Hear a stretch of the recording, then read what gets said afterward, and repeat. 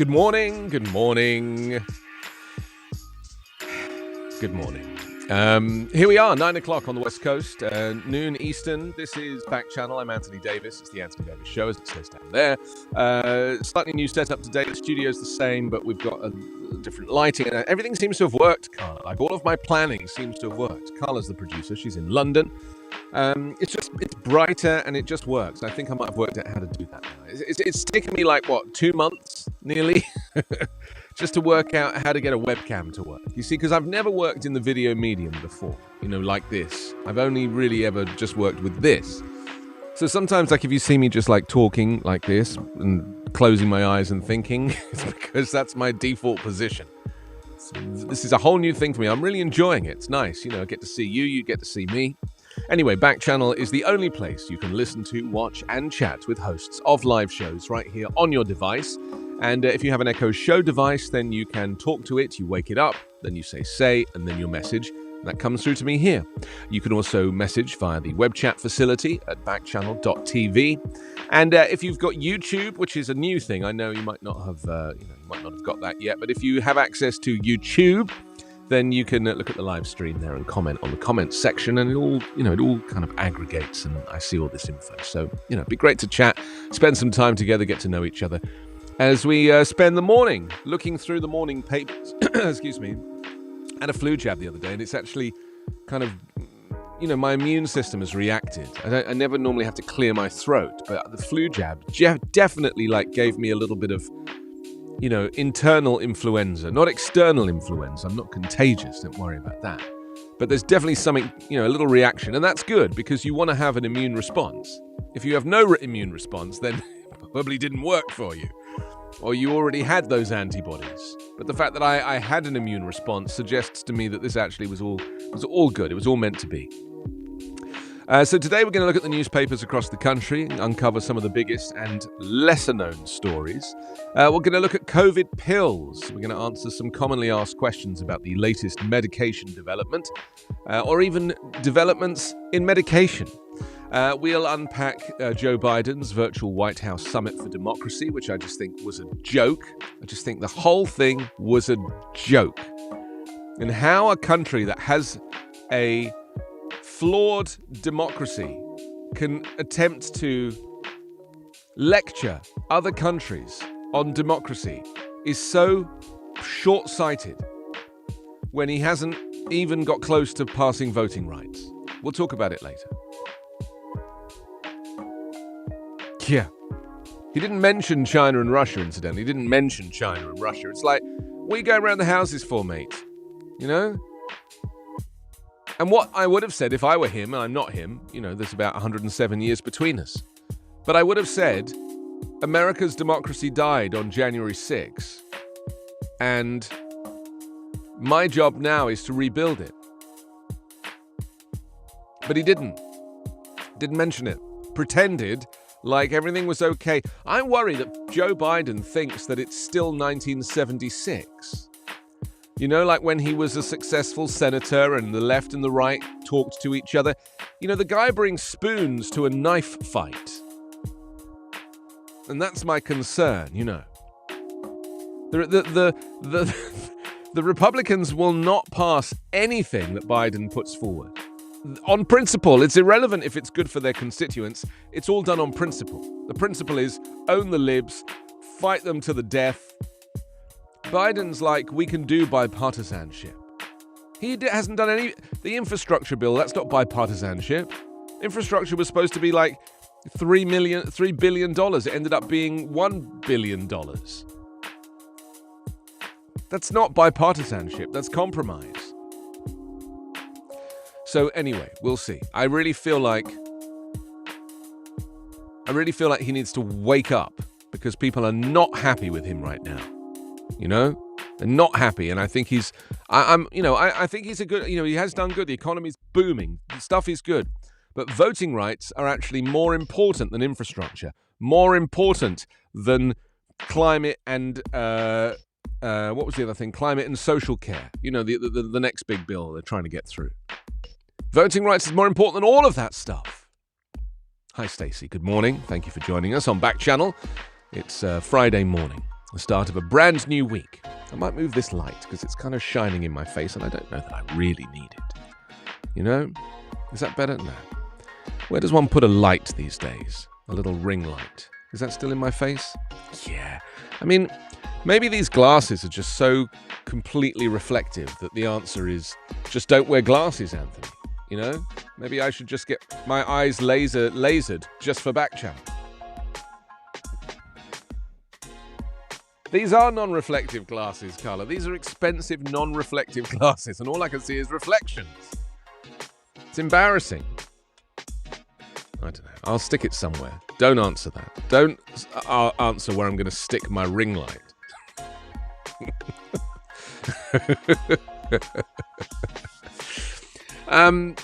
Those are the jokes, folks. 6 minutes after 9, Backchannel. Stacey's going to the doctor today, so I wish you all the best with that.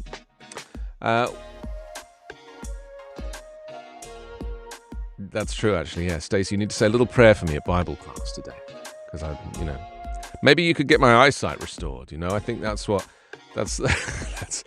definitely, it's going to change everything. Although I'll be honest, me without glasses is really looking like I look like a pig with lipstick on. I mean, it really is not a good look. So we're also going to look at childcare costs, which are crippling families and can cost more than the average rent. So I'll be asking if this affects you, and I'd like to hear about your experience of that. We'll discuss that a little bit later. And also, one woman helped move the needle on black vaccination in South Los Angeles. Her name is Mama Sega. So who is this inspirational Californian woman? Stay with us to find out. All to come here on Backchannel. First, we're going to jump straight into the newspapers. And I think the Boston Globe is where we're going to go first. Let me just reposition that on my screen. Here we go. So they lead with high demand giving lowest paid a boost. Aha!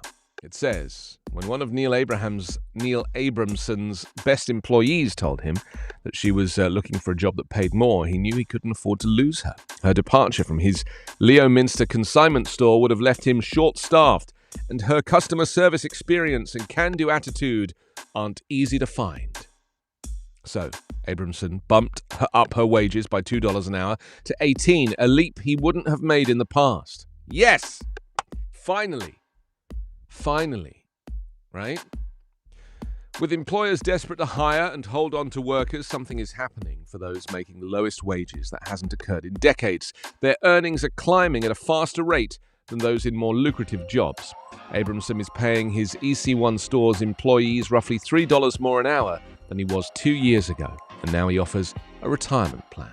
So,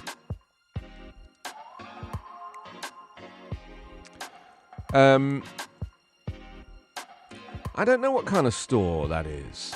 Well, it says here that it's a does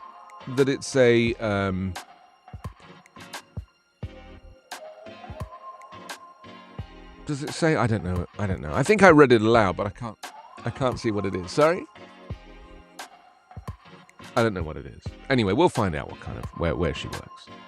But the point is that $15 an hour should be the minimum, absolute bare minimum.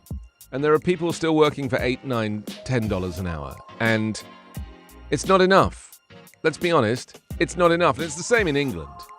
They have a kind of London living wage because London's more expensive to live in. But the rest of the country still has a minimum wage, and that's what people pay. And so the advantage of a minimum wage, a national minimum wage, is that it was brought in to kind of protect workers from slave labor, right? Where you were paid $2 or $3.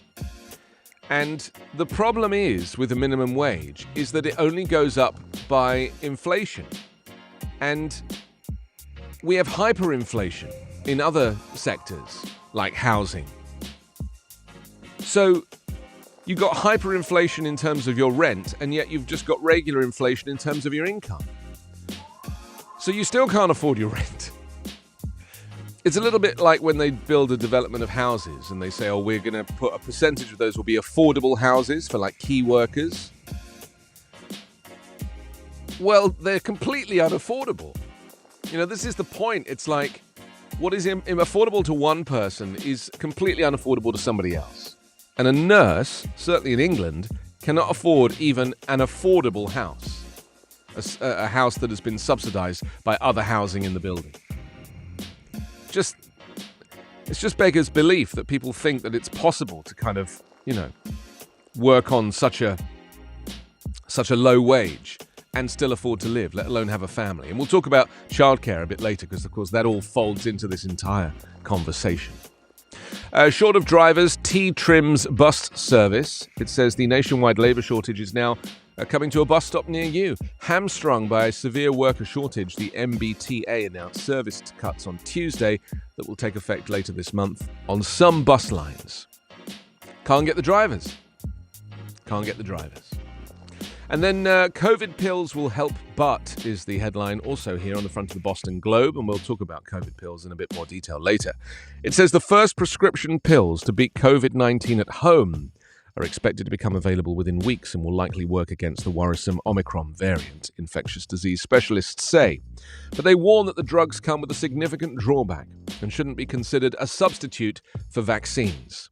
Yes, patients will need to start taking the pills within 5 days of the onset of symptoms, which means getting a COVID test, diagnosis, and prescription quickly, and must swallow 30 to 40 pills over 5 days.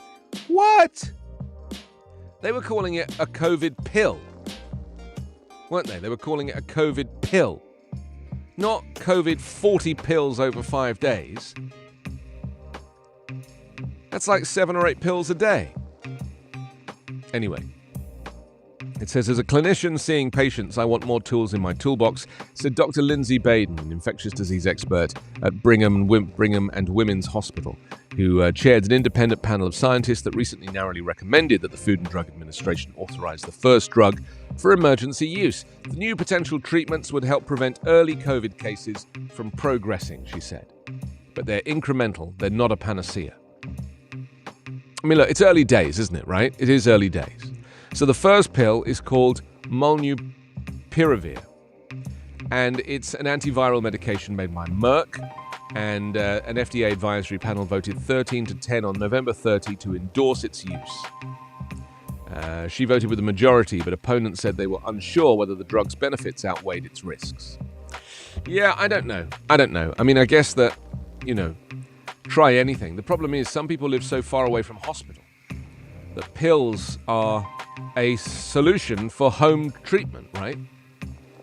And we have to consider that, don't we?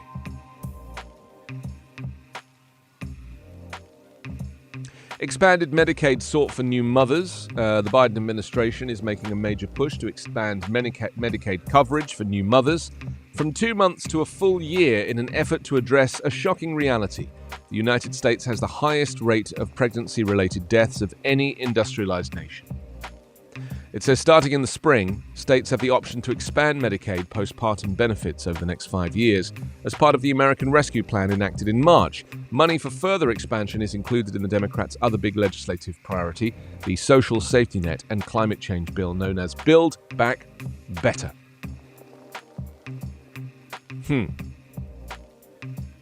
I was reading this morning that, well, I was about to say that the abortion thing has now gone through because the Supreme Court have allowed for it to be heard in lower courts. That was announced this morning.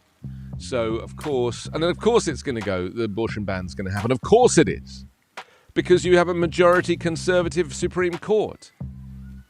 Of course, that was the whole point of putting these 3 conservatives on the court, was for abortion. It was the whole point. It was almost in I'm sure there was a secret handshake that went on, when they invited Amy Coney Barrett on, they're looking at her and they're going, so you know why you're here, don't you? And she's like, yes, I know why I'm here. Thank you for giving me the job that I'm inexperienced for. Thank you.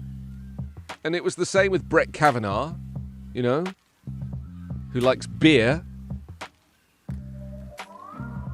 Same, welcome, handshake. You know why you're here, don't you? And of course, Donald Trump installed these people, but Donald Trump is not pro-abortion.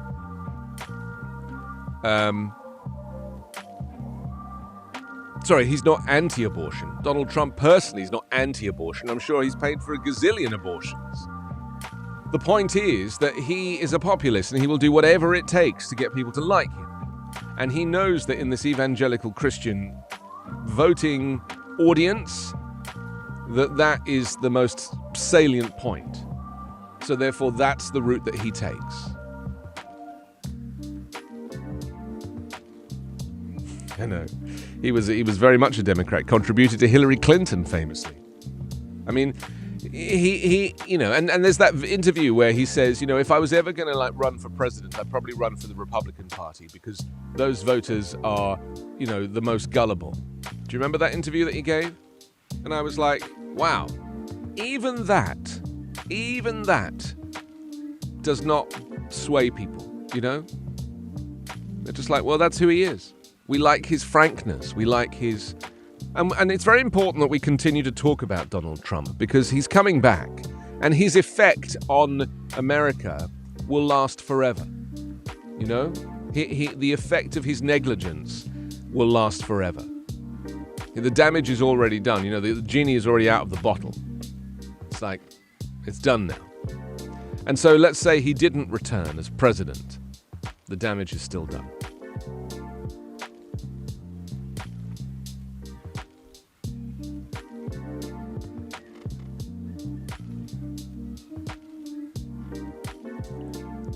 I'm having a little dance to the tunes today. They're very strong.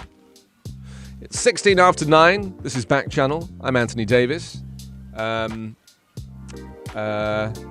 Abortion is like murder only to a baby, says Stacey. Well, you are entitled to your view. I've always said that the concept of pro-life, being pro-life, is a very excellent marketing trick that the Republicans and conservatives have done. Because by calling it pro-life, you're suggesting that the baby already has life. And of course, the opposing view is that until the baby is, fully formed and has brain function, that baby is not alive. And some people believe the baby is not the baby until it's born. But my point is, but by branding being anti-abortion as pro-life, I think that has been very helpful to people who support the cause. Because pro-life is a kind of new version of the, it's a new brand, it's a new name for this activism. And the alternative to pro-life, the reason they've done it is because it sounds like the alternative to it is anti-life. And of course, people that are pro-abortion are not anti-life. So it's a very clever piece of marketing. And, the right are very good at marketing. I'll have to give them credit for this. They understand how to play on people's emotions. But pro-life is a misnomer, isn't it? Because it's questionable whether or not the baby at the number of weeks that the baby is to be, or the birth is to be terminated, is yet life. And to me, it's very interesting. And I watch all of the pro-life rallies, the anti-abortion rallies that Mike Pence does, and I watch all of these things. I'm very interested in people's views and attitude. But the argument, to me, is completely flawed. It just doesn't make sense to me, and yet to so many people it does. And, I believe everyone's entitled to their view.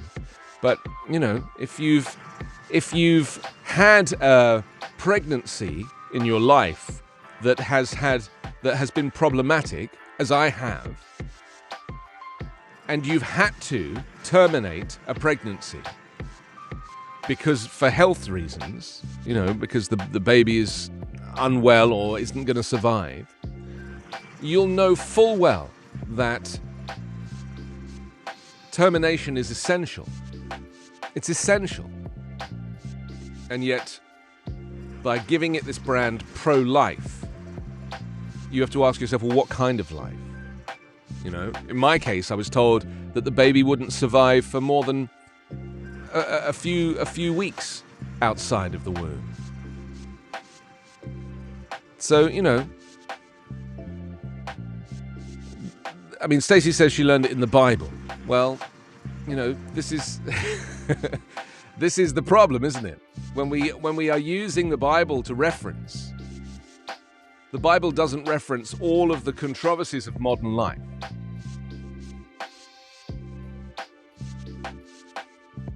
And it's also a lot of it is down to interpretation, because abortion is not referenced in the Bible specifically. So it's your interpretation. It's a bit like how that line in the Bible about a man must not lie with another man, right? There are plenty of people that read that as homosexuality, and there are other people that read that differently. So it's all down to your interpretation. But my point is that these days, in a modern world where we have medicine and we have multi-faith and we have multi-views and we are truly, hopefully, integrated and cosmopolitan, to reference something that was written thousands of years ago, that it's a little bit like the right to bear arms. That was written at a time when they had muskets that fired one shot, right? Not semi-automatic AR-15 style assault weapons, where you could literally gun down an entire classroom in a moment. Kia, good morning. Thank you for joining us here on Backchannel. I'm Anthony, 9:21 on the West Coast, 12:21 Eastern. We have Stacey with us. Kia's with us as well. And if you would like to join, then you know where to go. Just you could even look at the live stream on YouTube as well. So big conversations this morning. COVID pills. We've been discussing abortion. I won't call it pro-life because I don't think pro-life is the correct term. I think that's a made-up kind of activist term. It's a very loaded term. Do you see that? You see how loaded pro-life is as a term? Prospect of low turnout clouds Senate primary picture on the front of the Boston Globe this morning. And also expanded Medicaid sought for new mothers. And that's the story we were just looking at. So that's the Boston Globe done. I want to talk about the COVID pills story a little bit more a little bit later. Let's go to the Los Angeles Times now. Much admired Miami schools chief chosen to lead LAUSD. This is Alberto Carvalho, who has led Miami-Dade County Public Schools since 2008 and is among the nation's most experienced and admired school district leaders. Was named Thursday as the next superintendent of Los Angeles Unified School District, bringing a reputation for stability and improved student achievement in Florida to the nation's second largest school district. That's right, because I think the guy's name was Austin Butner, is the guy he replaced. And the only reason I know that is I used to get voicemails every week from Austin Butner.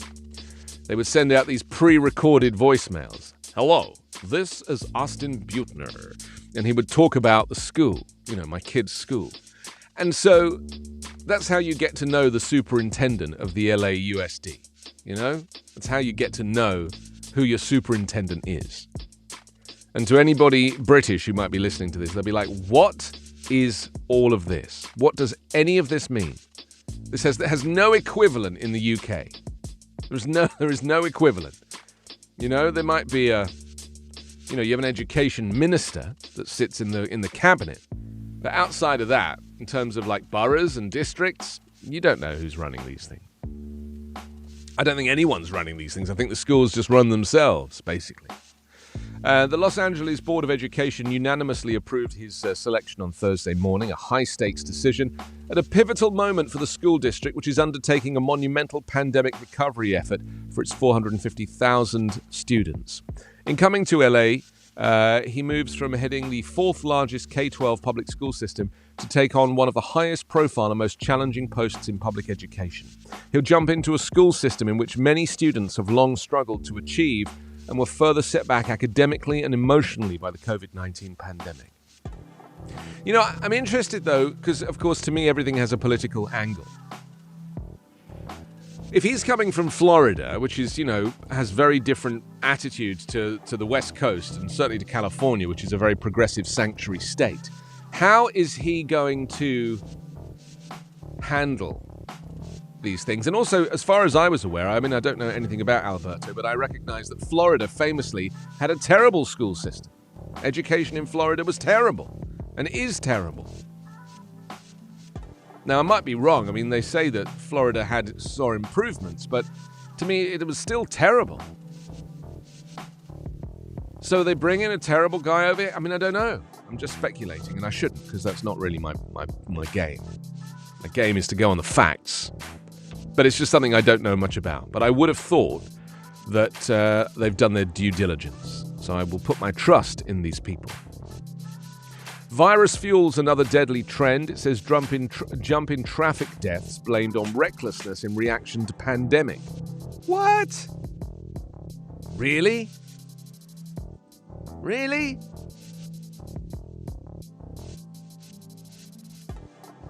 This is insane.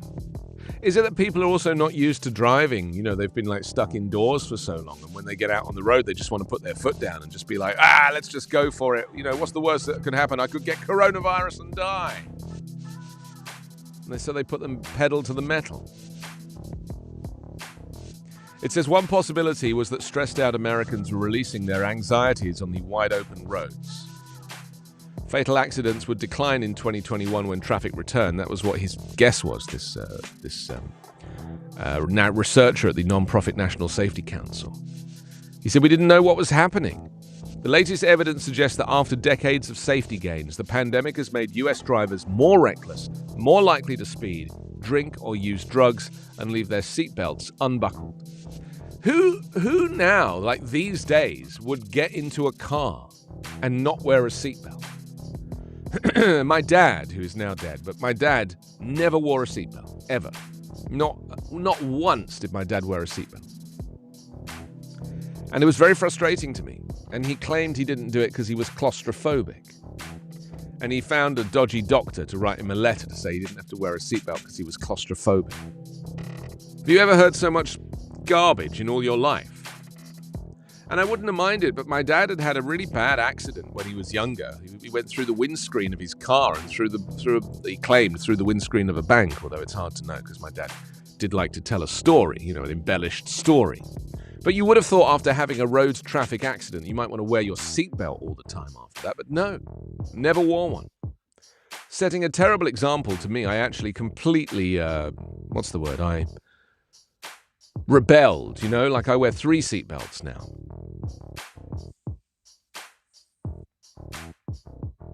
Coronavirus cases rising in California here on the front of the Los Angeles Times. It says health officials from a number of California counties say they're seeing early signs of a rebound in coronavirus cases. Related to Thanksgiving, an upturn, some worry, could be the beginning of the state's 5th COVID-19 surge. It's still far from clear whether California will see a significant spike in cases this winter, or if the combination of relatively high vaccination rates and various safety rules limit the scope of the surge. But there's already warning signs. There you are, you see. The average daily newly reported infections has risen more than 30% since before Thanksgiving. I mean, it's not going to get better. I was looking at the numbers in England this morning, and they're literally through the roof. They reckon there could be 1 million infections a week soon. Did you read that, Carla? 1 million infections a week in the UK. And I was like, wow, there's only 67 million people in the country. That means in 3 months, everyone's going to have coronavirus. Do you know, yesterday there was a moment where there was a glimmer of hope and I thought Boris Johnson might resign. Just for a moment. Just a little itty-bitty moment. Things got so bad for him that there was a moment at which I thought he would resign. But then, of course, he decided to create a diversion by giving birth to yet another baby. He had a daughter. And whenever Boris Johnson gets into trouble politically, he just has another baby. And that's how he copes. That's why he has about 600 kids now. So many scandals. There's a controversy over this Christmas party at his office that he claims he didn't know anything about, but the proof now shows otherwise, and he told a bit of a porky pie. he really is the worst candidate. I thought this about Trump. I thought, like, if when a pandemic comes, you want somebody who is serious and somebody who is strategic and somebody who is transparent. That's what you want when a pandemic hits a country, right? Which is why places like New Zealand did so well with Jacinda Ardern. These people who are just like, this is the way it is. But, Johnson and, of course, Trump were so desperate to be liked and popular that they lied. Remember, Trump said it'll probably go away in a few days. Do you remember? In a few days, it'll be gone. He said, like a miracle, it'll disappear. And do you know what he was talking about? He was talking about his ability to think something away, because that's what he does. And I know people like this. They think if they don't think about it, it's not happening. Are you aware of this character trait? Where you're like, it's a bit like thinking the pain away. You have a pain, you're like, I just won't think about it, and the pain goes away. Trump thought he could apply that logic to the entire country. And by just thinking that it's gone, a bit like, worrying about being a bit of a racist. By thinking that he's not a racist, therefore that means he's not a racist. Like, he didn't want to do any of the work. You have to do the work. And if you want to unracist yourself, do the work. Don't just tell people you're not a racist. And it was the same with coronavirus. He thought that if he told people it wasn't a thing, it wouldn't be a thing. Because he just thought that, this is the lack of intellect. He didn't think there was like a physical effect to coronavirus. He thought the whole thing was just, people's opinions. He thought coronavirus was an opinion, which is why his differing opinion and his ego combined, the malignant narcissism, made him think that if he said it was going to be gone in a few days, it would be gone. And then, of course, you had this other issue, which I actually think is the bigger issue, is that it showed up the same year as the election. So timing-wise, for Donald Trump, who was in full electioneering, campaigning mode, in February, January, February, March, for a November election, was in full campaign mode, to have this virus swoop in and change the court of public opinion was very inconvenient for him. So that's why his tactic was, it's not a thing. It's not happening. There's nothing to worry about. Don't worry about it.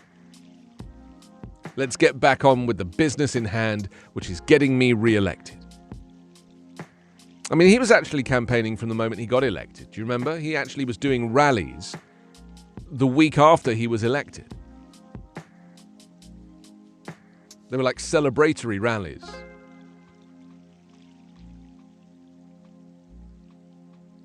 And it was the same for Boris Johnson. He's so obsessed with people liking him and being brand Boris, tousling his hair before an interview and just like putting on a show and throwing in a few terrible jokes and just going for likability, that the reality of what was actually happening kind of evaded him, And he was like, okay, well, okay. And I was just like, do me a favor, mate. The only good thing about the UK, which I thought was pretty impressive, was this daily conference, this daily press conference with scientists. And the scientists would be there at like noon every single day. And you could listen to how the new data had evolved, and that was interesting. They didn't do that in the US. You were lucky if you got a once-a-week press conference, and then after 2 months, Trump completely stopped it. It was like, we do not need this anymore. He actually banned Dr. Fauci from doing them.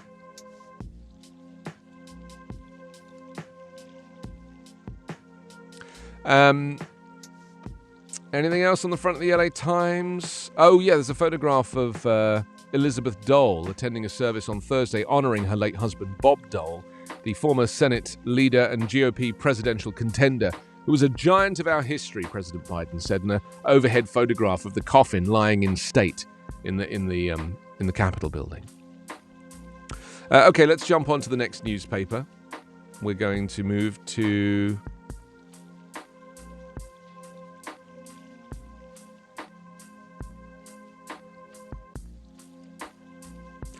Okay, there is another story here at the bottom of the front page of the LA Times. The dedication of an Eritrean-born activist helped ensure Black and Latino people receive COVID shots in South LA.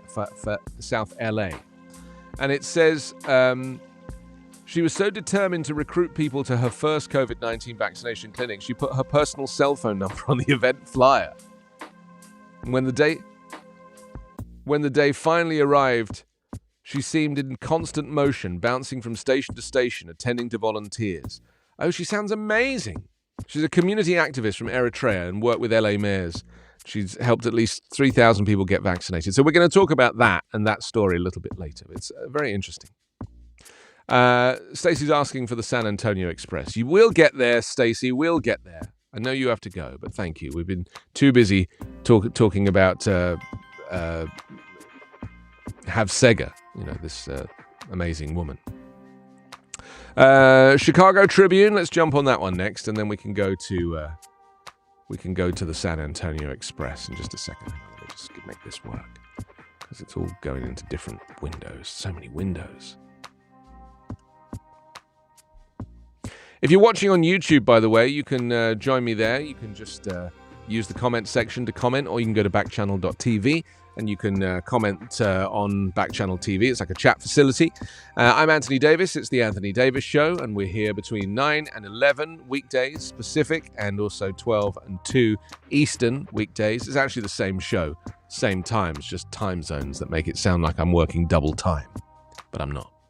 I'm barely working single time, to be honest. Chicago Tribune this morning. They lead with Smollett guilty on 5 felony counts. Conviction for orchestrating, reporting phony hate crime punctuates actor's downfall. Now, this is a fascinating story. Is his name pronounced Jussie or Jussie? I'll be honest, I never heard of this guy because I don't watch these kind of shows. He was in Empire, right? I'll call him Jussie Smollett, because that's kind of, to me, how it sounds. Jussie Smollett, star of Rising Fast 3... a rising star... Sorry, I'll start again. Jussie Smollett's star was rising fast 3 years ago, with his hit show Empire leading the ratings and providing him groundbreaking opportunities to portray a gay, black entertainer in a country still struggling with issues of race and sexuality. All that began to crash down in January 2019.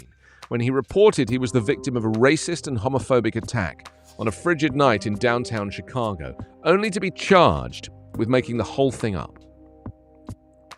Yesterday, a Cook County jury completed Smollett's downfall, convicting the actor on 5 out of 6 felony counts of disorderly conduct for lying to police about the purported attack, which prosecutors said was carried out by 2 brothers Smollett hired to do the job. The jury's guilty verdict, which was announced in Judge James Lynn's courtroom after more than 9 hours of deliberation, marked a dramatic end to a story that has captivated Chicago and made worldwide headlines. Prosecutors said Smollett orchestrated the attack to boost himself with his show, which has since been cancelled, and force its leaders to take his security concerns more seriously. Now, do you know what I find very interesting about this story is at the time, he actually did this very well, didn't he? He pulled this off very well. And there was no reason at the time to not think that this was the hate crime that he described. And that is why leaders around the world spoke up. From Hillary Clinton through Joe Biden, everybody, they all recorded messages, they tweeted, they did everything because they were getting behind this guy because who lies about this stuff? This is the tragedy. It's like there is so many homophobic attacks and racist attacks in reality that to make one up is just so offensive. It's so offensive.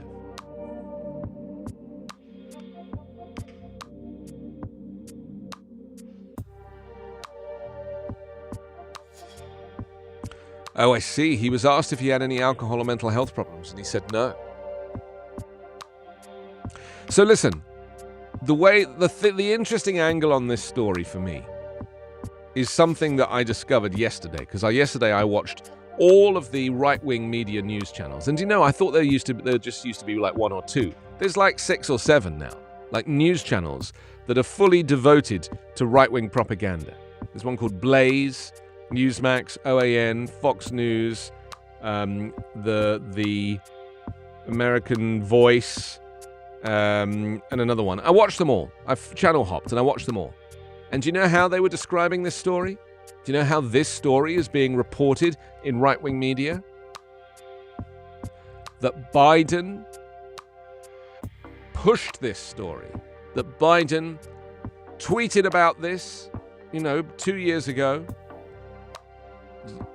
That Biden was the one that made everybody think that, this was that this was like an activating story, that Biden hasn't deleted the tweet, that Biden hasn't come out and apologized, that Biden, got behind this actor, and the whole thing was, and see, they've basically tried to position it that Biden was in on the fraud.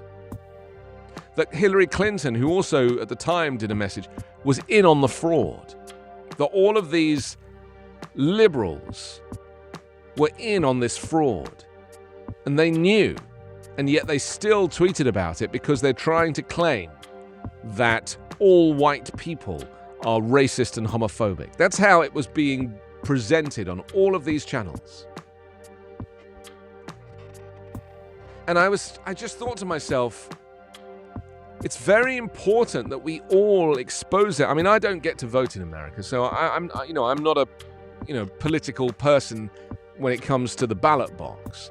But I am obsessed with truth, and I'm obsessed with transparency, and living in reality, not living in a propaganda space. And instead of reporting this story as it is, of how he fooled everybody, because he did such a good job on convincing the world that this was true, instead they focused on the people that gave him support all those years ago and claimed that they were all in on it.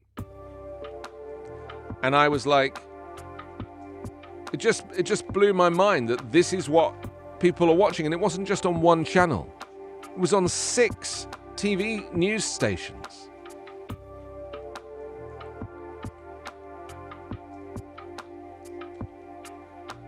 Oh yeah, Munchausen syndrome, that's right.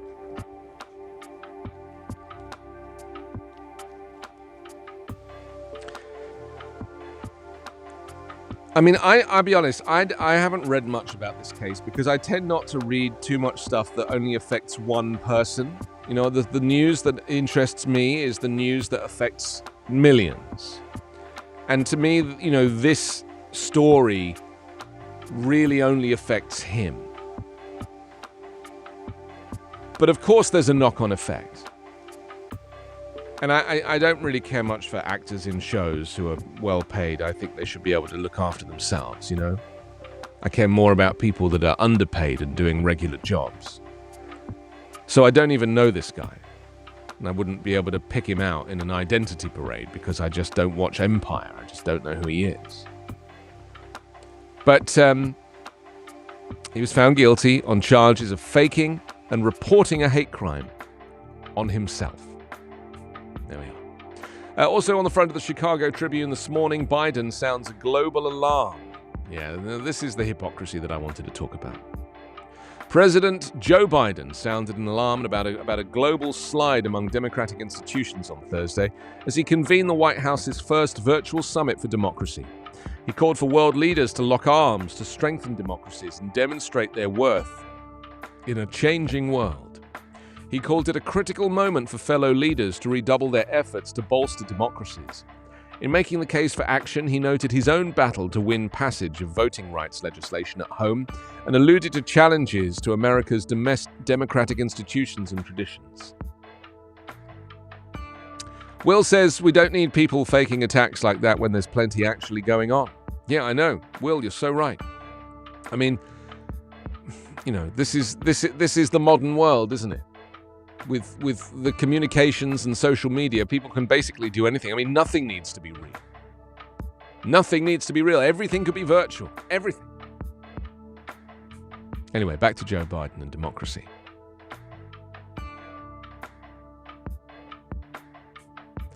He says, this is an urgent matter.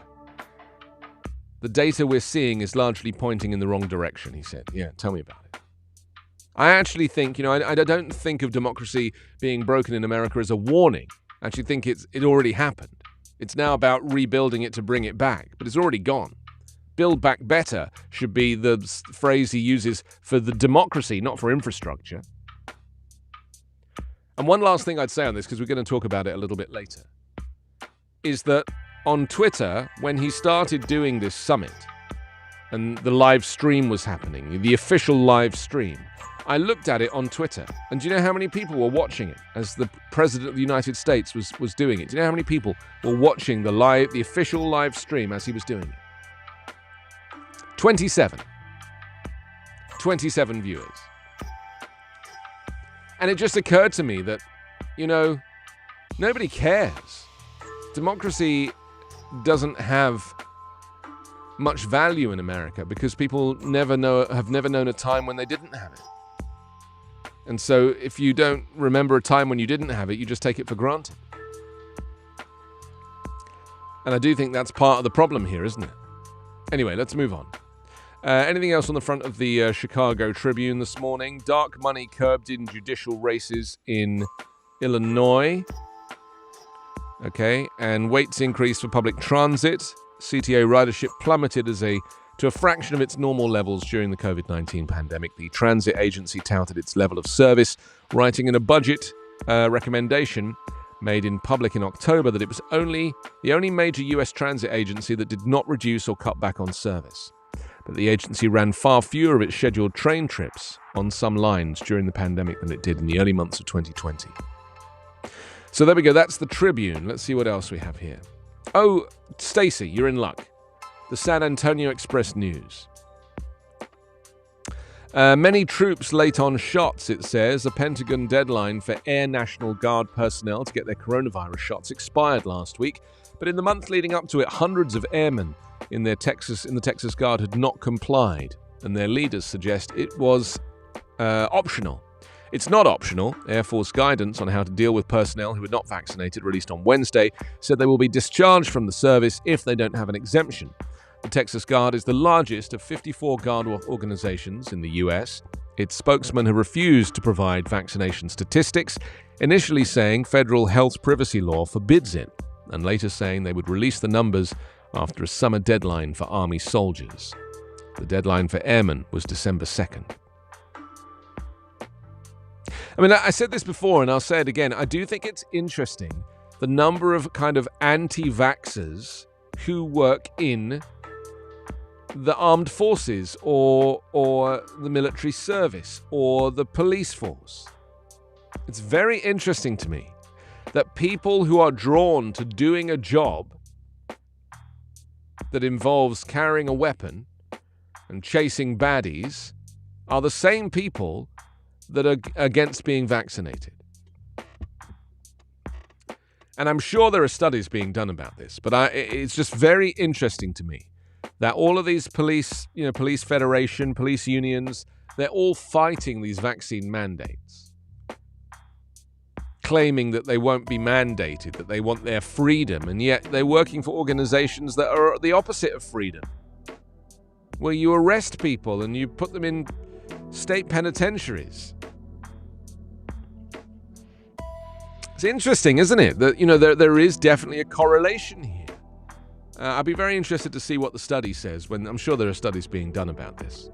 Because to me, it's also very political. Politically, it tends to be people on the right who are anti-vax, and that would suggest that the military and the police service are on the right, which means that they are more likely, potentially, to have views that will be considered unmodern when it comes to social integration and demographics and, the kind of...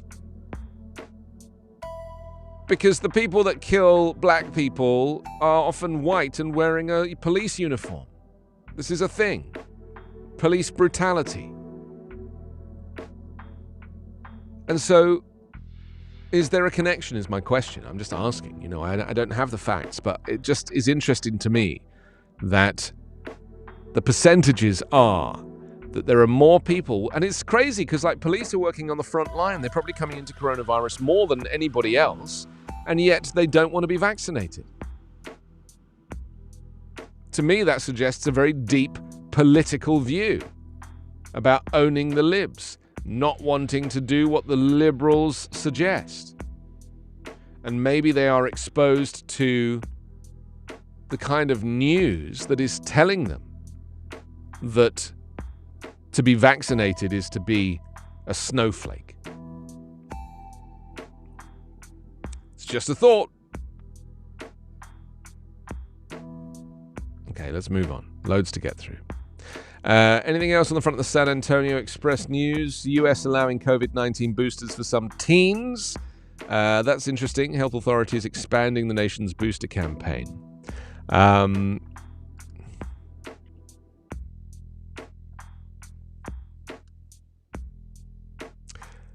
It says, there's a story here saying vaccine disclosure required at USAA. This is workers must say if they've got shots. USAA is one of San Antonio's largest employers. It's told workers they'll be required by early next month to say whether or not they've been vaccinated against COVID-19. The insurance and financial services company is encouraging but not mandating vaccination. Unvaccinated employees must wear a mask when entering the offices. Well, everyone should be wearing a mask, even if you're not vaccinated. Or you are vaccinated. Doesn't make sense. Will reckons I'm going to have more viewers than the president soon. Well, yeah, 27 is actually my target. That's my target. Thank you, Will. Appreciate it. So, yeah, the Biden administration issued vaccine mandates for federal contractors, healthcare employers, and companies with over 100 workers. But those requirements have been put on hold by the courts. So there it is. That's the San Antonio Express news. I hope that was useful to you, Stacey. Finally, the Fort Worth Star-Telegram is where we're heading next. Childcare breakdowns cost Texas billions. We're going to talk about childcare in some detail in just a while. We've got a lot to do today. We've got a big show, and so it's important that I speed things up a bit and don't talk too much, you know. Nothing worse than the host talking too much on a talk show. I can't help it, Carla. I just can't stop talking. Insane levels of speech. It says I'm trying, though, to do more silences. I don't know if you've noticed this. I'm a big fan of the pregnant pause, or the pro-life pause. And I really feel like, I want you to be able to park a bus in these gaps. You're welcome. It says lack of access to affordable childcare is keeping parents out of the workforce, costing an estimated $9.39 billion a year. According to a new report from the U.S. Chamber of Commerce Foundation, the childcare industry, historically dogged by a lack of access and affordability, now faces staffing shortages, peaking in recent months amid the pandemic, just as enrollment surges back and parents look to return to work. Yeah, we'll talk about this a little bit later. School district racial equity co-chair resigns citing threats. Oh, this is nice, isn't it? You know, welcome to Texas. It says a volunteer co-chair of Fort Worth School District. Will says the silences add to the gravitas. It's all about what you don't say. All right, Will. Enough with the life coaching. It's true. I've always said this. It's all about what you don't say. And given the choice, I would just sit here in silence for 2 hours and you'd think it was the best show I ever did. It says a volunteer co-chair at the Fort Worth School District's Racial Equity Committee resigned on Wednesday after she received dozens of threatening and racist phone calls and social media messages in November. She said this decision was necessary for the safety of myself and my family, Garcia Lopez in a statement Thursday.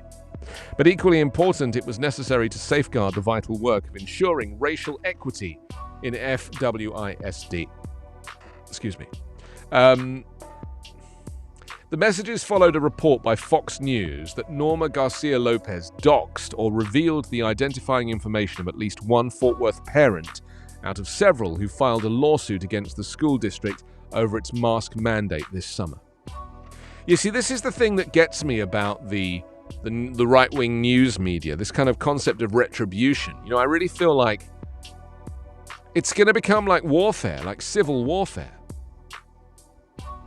And now that there are more and more cases of people breaking the law, and getting away with it, that suggests to me that there will be more of these types of crimes. Harassment leading to manslaughter or similar, murder. Fort Worth police release audio and video footage of fatal shooting. This is excerpts of a body camera footage and 911 call audio released by the Fort Worth Police Department. Reveal the events that led up to a fatal shooting in the 10,400 block of Bear Creek Trail on Tuesday. Mitchell Robert Davis, 29-year-old, was fatally shot by an officer responding to a call about a person with a weapon near Davis's home around 12:30. In the audio recording pre-released by the department, Davis told the 911 operator that he had a gun and was worried he would kill his parents. He told the operator he felt he was possessed and that he was going to hurt somebody. Wow. 3 officers arrived to the scene. In the body camera footage, the officers are seen approaching Davis in a park area behind his neighborhood. Davis is shown on his knees and police approach and then reaches with his right hand for what officers believed was a firearm, and he points it at the officers. Noakes said in a video statement that the object was not a firearm because of how realistic the fake gun appeared. The officers would have had no way of knowing whether it was real or not. I don't know. I mean, you ever heard of a taser? If the guy's face down, taser. They love it. They love executing people. I'm sorry, they just do. They really enjoy it. And they enjoy it because they know they'll get away with it. And they know that they are allowed to do it in self-defense. And the whole point of being a police officer, I thought, was because you were somebody who showed excessive bravery. You were braver than the rest. You were brave enough to put on the uniform. You were brave enough to police the streets. You were brave enough to go into situations that other people wouldn't. But firing your gun and executing somebody is not bravery. It isn't. I could do that. And I'm not brave. I wouldn't do that, incidentally. I've never held a firearm. But my point is that we are living in a world now where we've normalized the executing of regular people. That police killing people is normal. Police are supposed to protect people. That's their job. In fact, in the olden days, police were supposed to take a bullet for a member of the public. They would jump in front of the bullet and protect the public. Not anymore.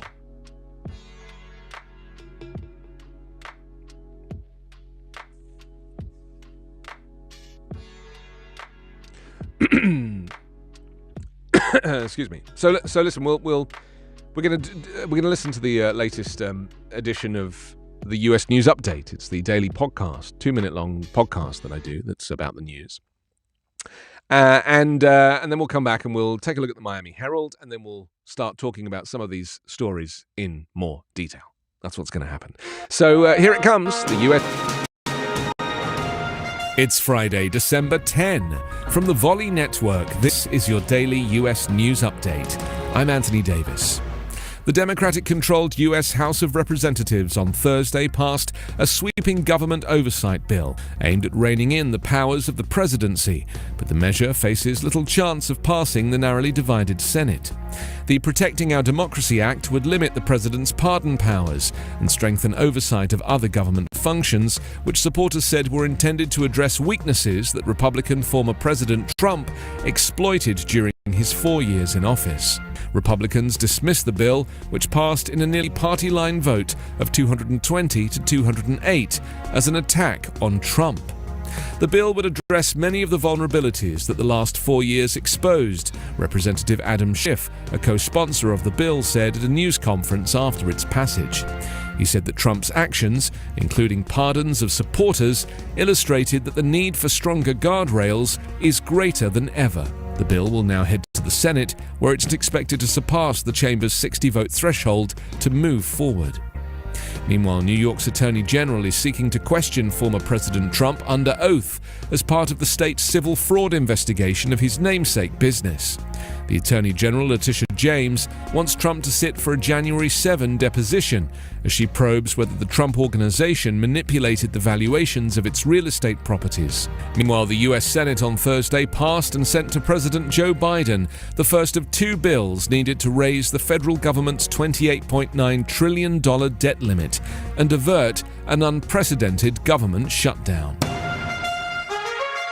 Your daily US news update is part of the Volley Network. To hear my live daily morning show, ask your Amazon Echo device to open Backchannel.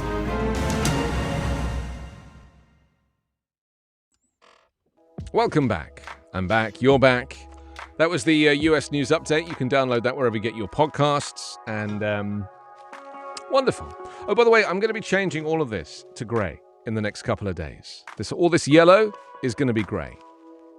And then all of the blue is going to stay. So we're going to redecorate in here. Just so you know. If you're into that, then good. It just looks a little bit pony. That's a lovely English word, that, isn't it? Just looks a little bit pony. Will says, how often has couldn't tell it was a fake gun been used as an excuse? Never happens in the UK. Yeah, I know. Well, you can't really compare England and America when it comes to guns and police, and it's just two completely different worlds. There is no comparison. And when I tell my American friends that the British police don't carry guns, they're like, what? They just cannot get their heads around it. Because they're indoctrinated into thinking that this is what it is. This is what it's like. This is normal. And this is why you will never take guns away from Americans, because it's like removing candy from a baby. Anyway, let's do the last newspaper in our lineup here. The Miami Herald. Is that what we're doing next? I think we are. The Miami Herald. Let me just put it where I want it. So the Miami Herald leads with DeSantis unveils a proposed budget with bonuses for teachers and cops. Yes, Ron DeSantis. I actually do genuinely think he wants to be the president, and I think there's a very good chance he could be. But what's so terrifying about that is that, he really is quite thick.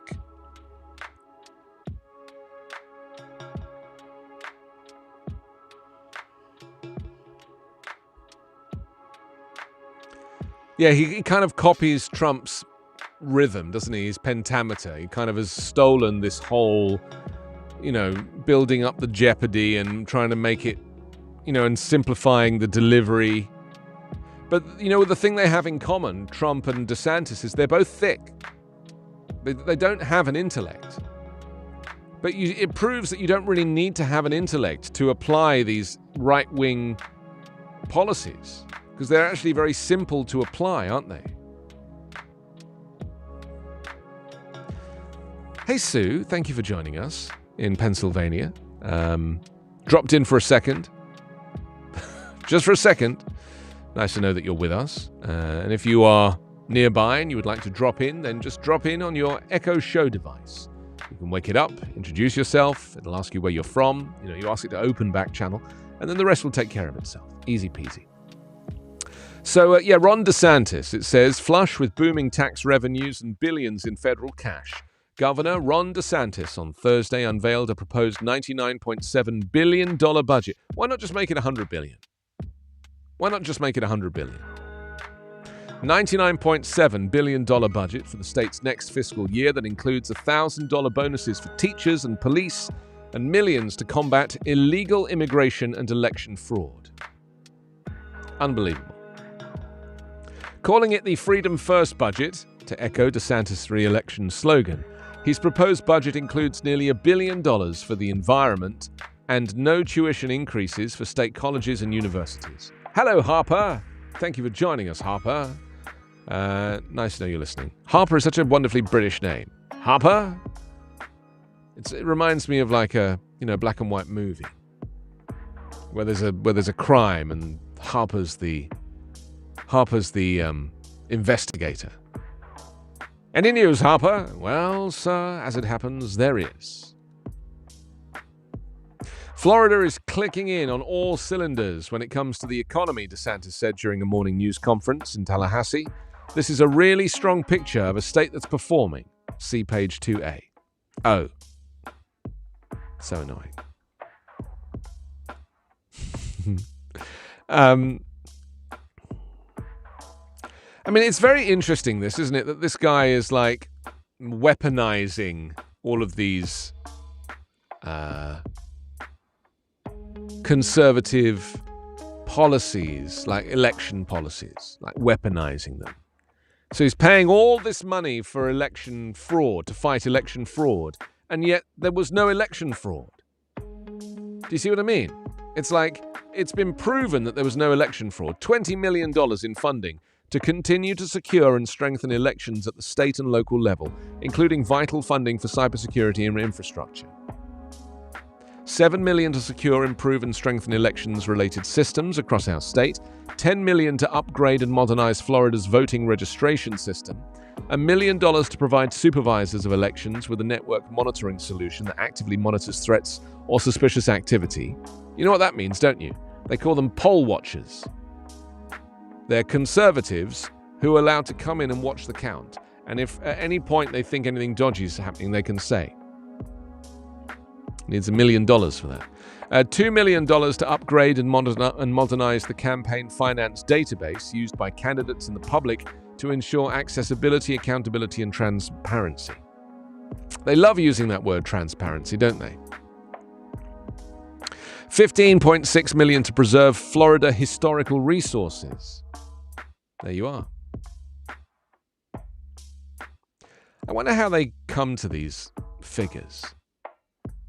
How do they come to these figures? Because, you know, Florida is not in a good place.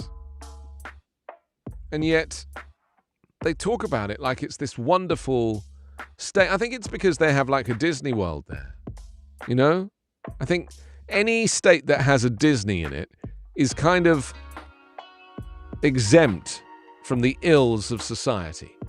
If there's a Mickey Mouse and a Donald Duck and a Minnie Mouse, like, and a Magic Kingdom and a Princess Castle, and it kind of cancels out any negativity. That's why California is so wonderful, because, you know, we have Disneyland here. The original Disneyland. And it makes everything okay. When the world is crumbling and democracy has fallen, we can still sing zippity-doo-dah, zippity-day.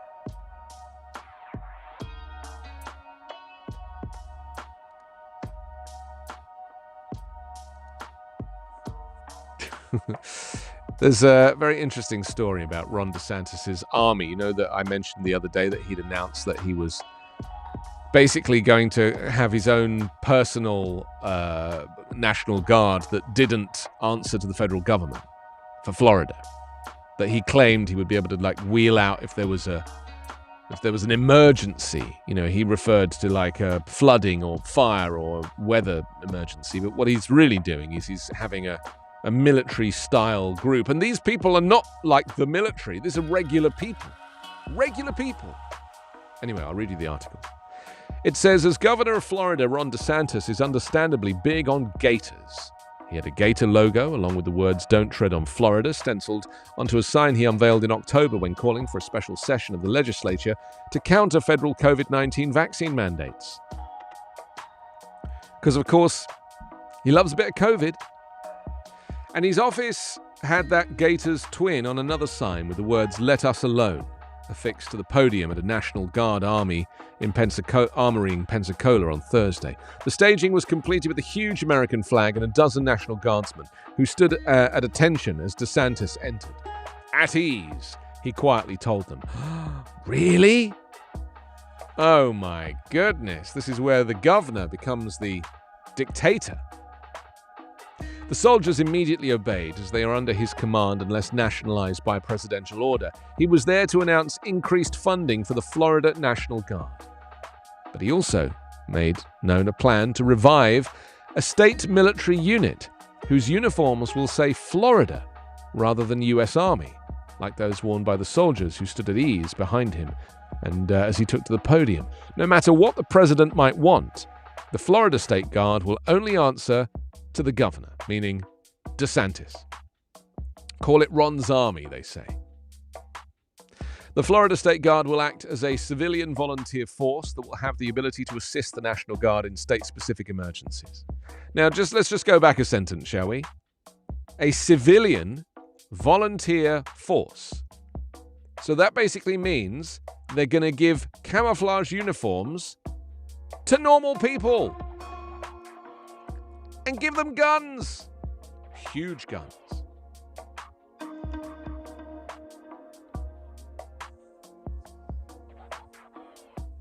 It will number only 200, so it's hard to see what actual difference it could make beyond the 12,000 Guard members. But that is not the real mission of Ron's army. Back at the start of World War II, the federal government authorized the states to form military units to fill in for the National Guard, which has been incorporated into the US military to fight in Europe and the Pacific.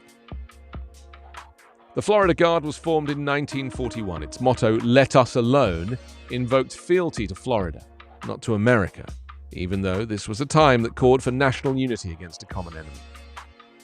And those same three words had appeared on a flag that Florida's first governor, William Moseley, flew at his inauguration in 1841. But perhaps because Florida's leading business people were actively engaged in trade with folks from beyond its borders, the state Senate took exception to the words and never officially approved the flag. Until now. That's right. This new Florida militia. And the irony of Joe Biden leading a democracy summit with leaders of the free world, supposedly. Can't really say the free world anymore, can you? It doesn't really mean anything. On the same day, practically, that Ron DeSantis, a wannabe authoritarian, announces that he's going to have his own military personnel, 200 people with weapons, who don't answer.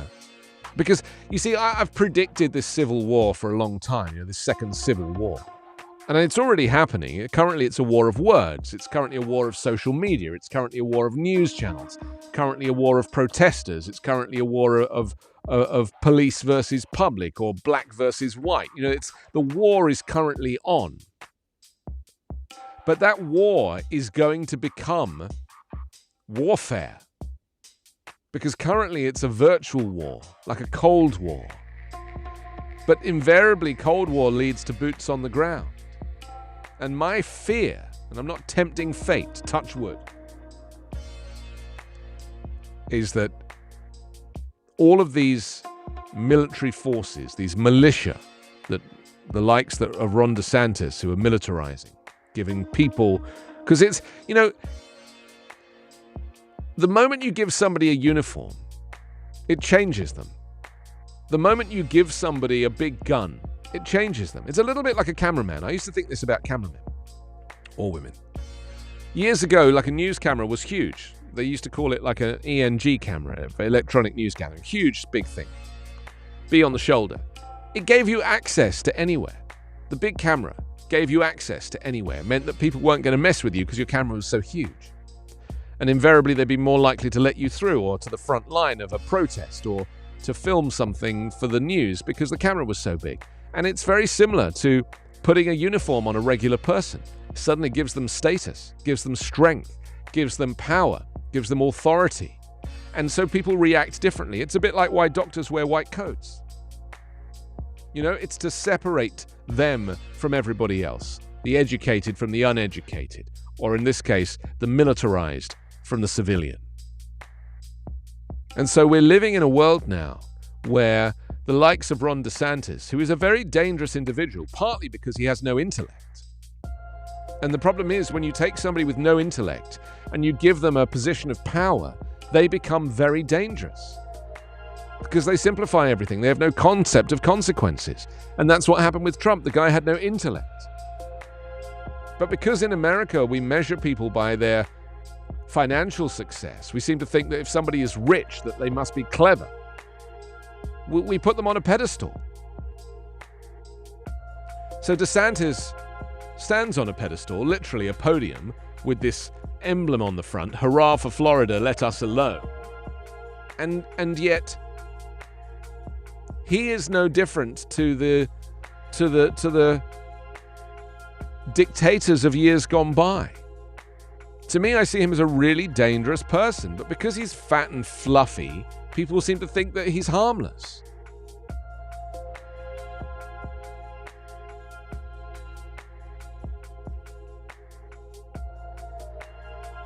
DeSantis himself is not doing much of anything to fight the virus in Florida, because presently he was boasting that Florida currently has the lowest infection rate in the nation.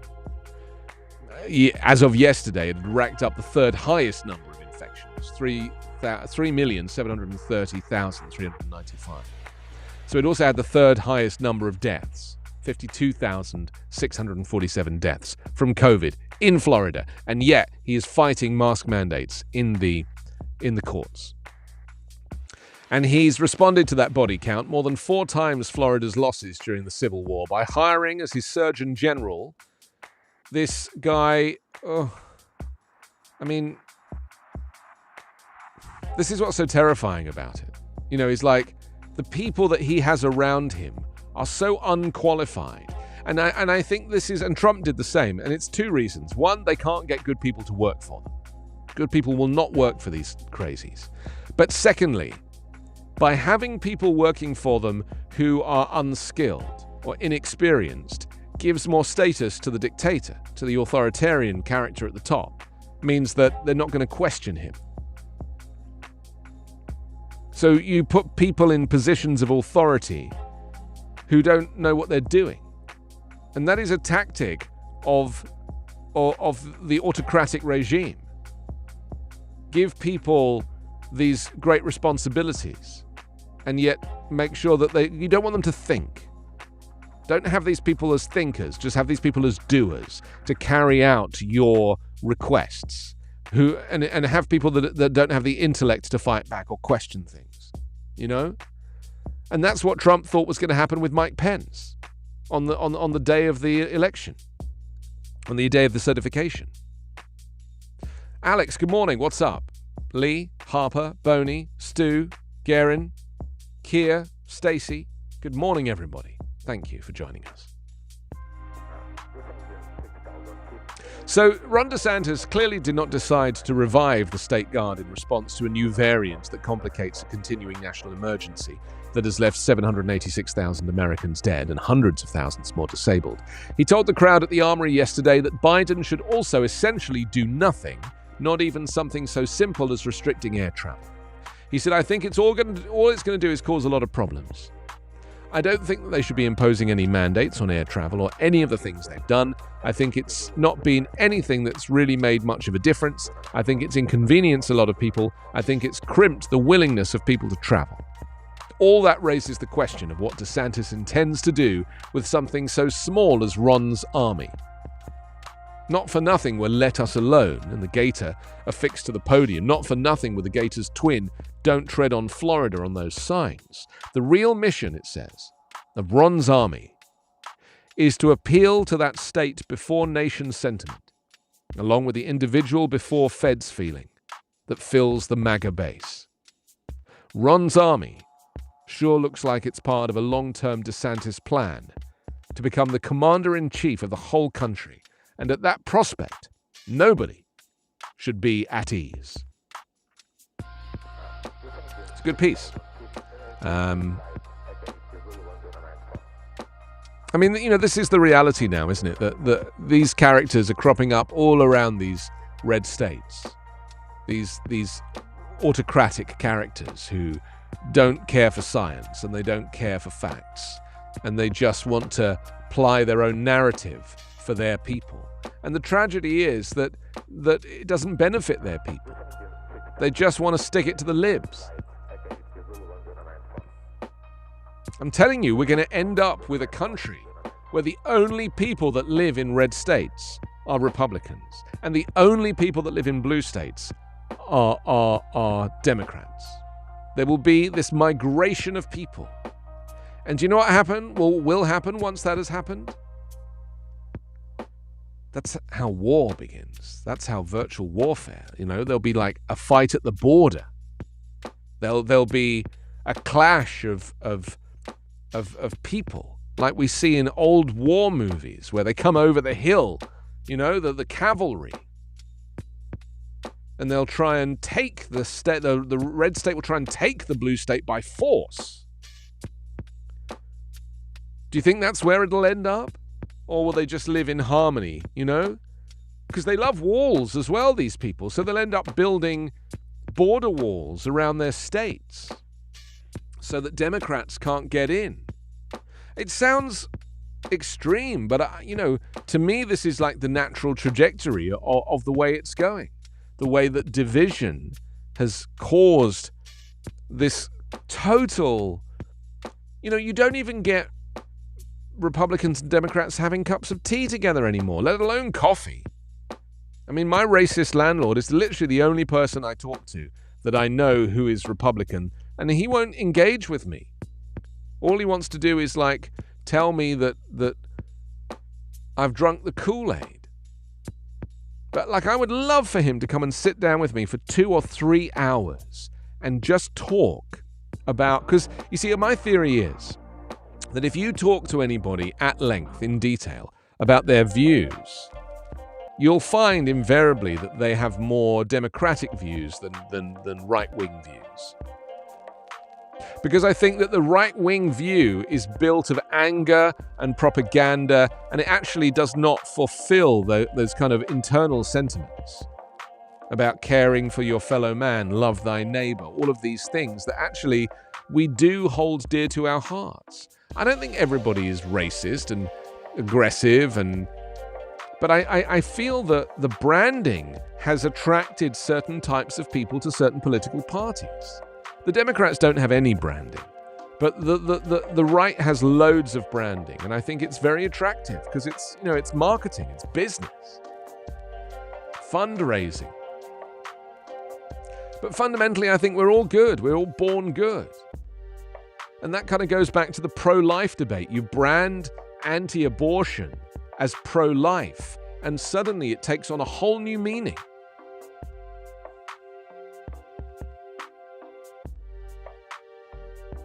We're living in a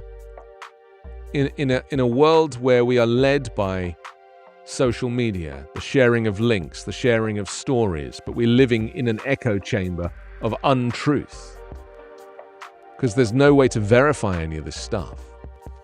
And some people, like my landlord, they don't want to verify it. It's convenient to them. When he sees a story about anti-vaccination or claims that the vaccine is some government conspiracy to, reprogram your DNA, he loves that. To him, that's like red rag to a bull. He is drawn to these types of stories because to him it's more fuel for the fire.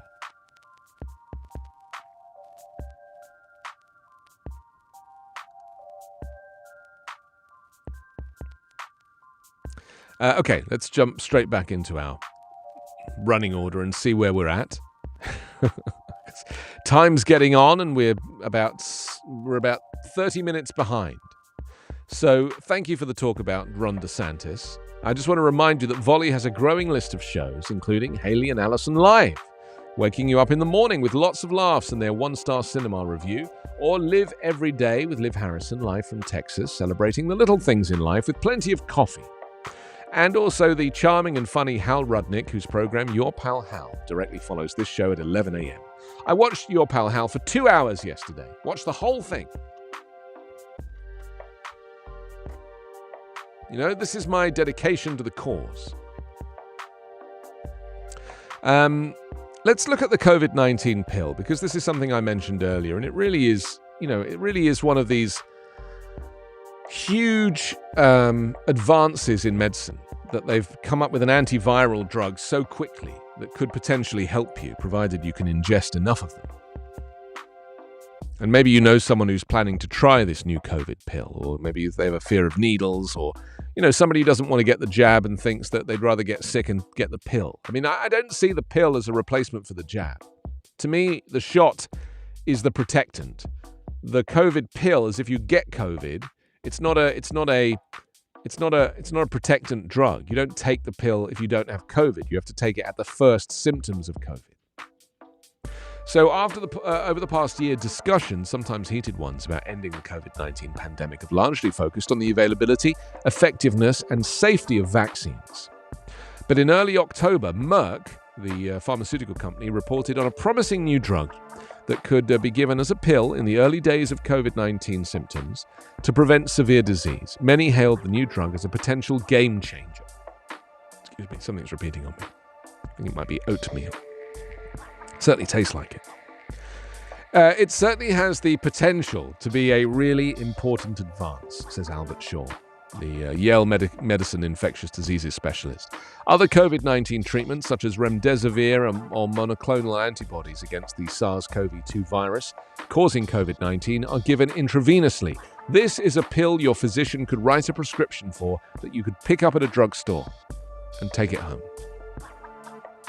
So how does the COVID pill start? How does the COVID pill work is my question. What is this technology? Because, we're talking about effectively a tablet that is going to, it's an antiviral, so it reduces your viral load, I assume. I'm no doctor. But the pill's meant to be taken after you've experienced the symptoms. And in the clinical trial, molnupiravir was given to a study participant in 4 capsules twice a day for 5 days, starting within 5 days after the patients experienced the first symptoms of COVID-19. Now, when the drug enters your bloodstream, it blocks the ability of SARS-CoV-2 virus to replicate, according to Dr. Shaw. So the coronavirus uses RNA as its genetic material. The structure of molnupiravir resembles the nucleosides, or the chemical building blocks used to make the virus's RNA, and the drug works by incorporating itself into the RNA as it's being synthesized. You see, that's very similar to the mRNA vaccine, isn't it? Similar. It says the results in many mutations or changes in the RNA genetic code introduced into the viral RNA, says Dr. Shaw, and when this RNA is translated into viral proteins, the proteins contain too many mutations for the virus to function. It's very clever. I mean, how on earth? And when I read a little bit of the science like this, it makes me think about all of those anti-science people who literally just go on hearsay and have no respect for the scientific community, who are literally able to chart the behavior of a molecule and how it evolves. I mean, this is the technology. And yet, people who are anti-vax and anti-science, if they spent just 5 minutes looking at how they do this stuff, they would realize that we are so advanced now. We're so advanced. Anyway, based on the final analysis of Merck's clinical trial, the drug appears to have a clean safety profile, meaning there are no serious side effects in trial volunteers. And because molnupiravir works by disrupting how the coronavirus replicates RNA, there could be a concern of a similar effect on human DNA or RNA. Merck reportedly has data from laboratory studies indicating that molnupiravir does not cause mutations in humans. But the FDA will obviously need to see and evaluate this safety data in the approval process, Dr. Shaw said. And he noted that several approved antiviral drugs already in wide clinical use, such as acyclovir and related drugs for herpes virus infections and reverse transcriptase inhibitors for the HIV infection, also work via different mechanisms in interfering with the replication of viral DNA or RNA. Because viral DNA is not your DNA, it's not your genetic code, it's viral DNA. It's the DNA that is generated because of you having a virus. Apparently, Merck didn't test the drug on pregnant women. It said in the trial, not only did they exclude women who are pregnant, breastfeeding, or anticipating becoming pregnant, they also told the men enrolled in the trial that they couldn't have unprotected sex with women for a week after they were done with their medication, she said. The concern might be that this drug would interfere with RNA replication needed for fetus development and cause birth defects. This will be important to tease out as the drug moves from clinical trials to market. It's very interesting to me. I'm very interested in this entire genre of medications for COVID-19. Of course I am. But I still think that prevention is better than cure. Do you know what I mean? I feel like if we can prevent ourselves from getting it, because I don't particularly want to take 8 pills a day, you know? And whenever I go on antibiotics or something, you always feel a little bit weird. They were giving Tamiflu to patients in England. I guess they were probably doing it here as well. Tamiflu was that, anti-flu, antiviral. And it's similar. This drug is now similar. Tamiflu was used to prevent serious symptoms of flu. There's a key difference, though. Tamiflu works through a different mechanism by interfering with the entry of influenza virus into cells, instead of targeting the reproduction of viral RNA. And Tamiflu can also be given as a single dose to prevent infection with the flu, like a post-exposure prophylaxis, says Dr. Mayer, explaining how some people may be prescribed antiviral medications after a potential exposure to a disease like HIV to prevent infection. Molnupiravir has not been tested as a PEP against COVID-19, but that would be a hope for the future.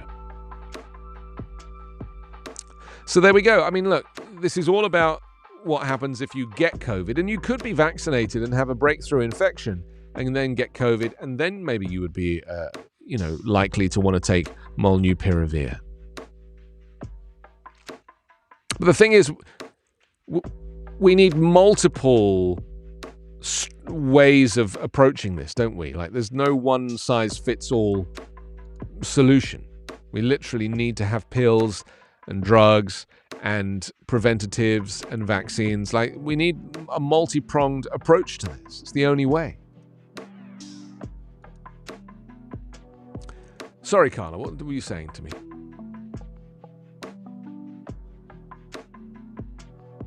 Oh yeah, let's talk about Joe Biden, because we've spent a lot of time talking about this. If you want to chat, you're welcome to chat at any time. You can just message me. You just jump onto backchannel.tv to chat, or you can message me via your Amazon device. You just wake up your device, say the magic word "say," and then your message, and then it all comes through here. So thank you, Alex and Lee and Harper and Boney and Harper and Stu and Gerin and Stacey and Kia and anybody else who might be joining us right now on the chat. Nice to know that you're there. So I mentioned Joe Biden, who yesterday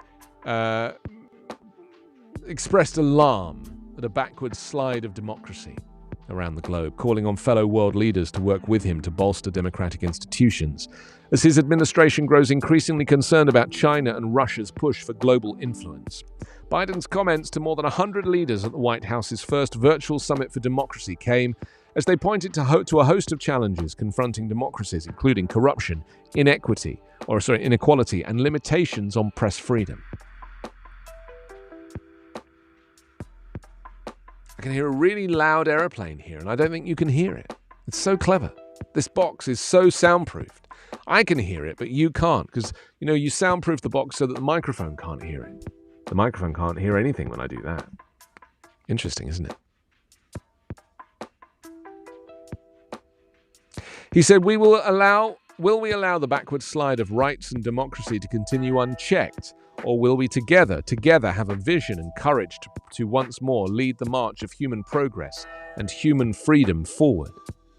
I mean, I don't know. I mean, why would he say something like that when his own country is in this terrible state? Anita, thank you for joining us. Nice to know you're there.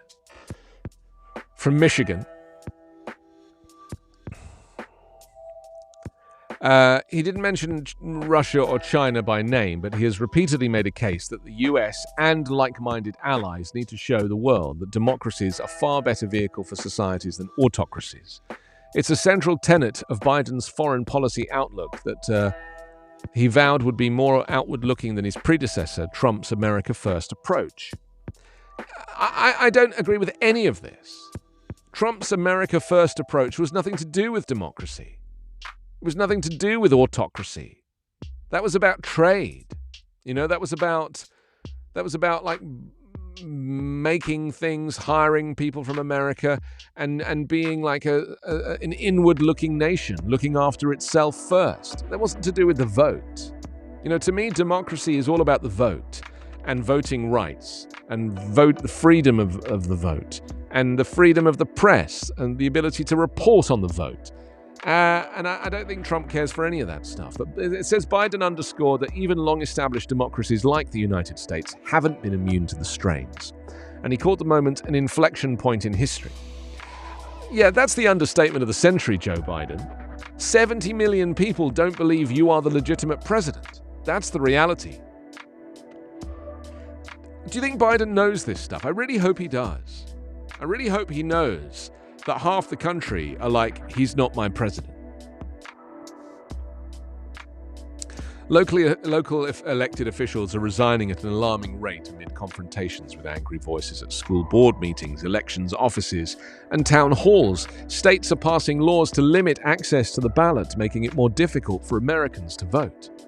And the January 6 attack on the Capitol has left many in Donald Trump's Republican Party clinging to his false claims of a stolen election, eroding trust in the accuracy of the vote. Well, here in the United States, we know as well as anyone that renewing our democracy and strengthening our democratic institutions requires constant effort, Biden said. Beyond rhetoric, the president announced he was launching an initiative to spend up to $424 million for programming around the world that supports independent media, anti-corruption work, and more.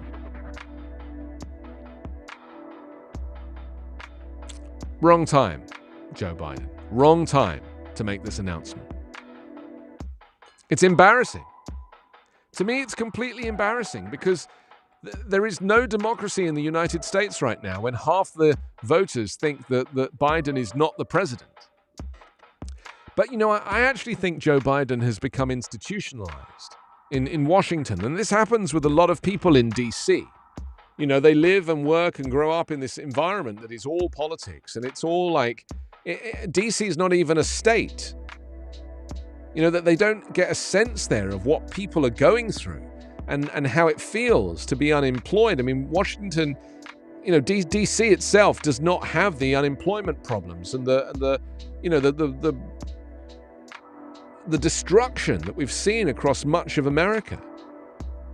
And I do think that you end up, if you live and work in Washington, you end up in this kind of ivory tower environment where you have to just kind of look out and you see everything like busy and bustling and working for you. And it's obviously a very democratic place. So, Biden is surrounded by like-minded people. Oh, I think I'm feeling an earthquake. Yes, I think I just felt an earthquake. Oh, that was a good one. Let me just look it up. Because I have an app that tells me if there's an earthquake. And I think I just got a good one. That was fun. I love the fact that I never get alerted. All quakes. Doesn't say anything just yet. That was a big jolt, though. I felt a big jolt. Ooh.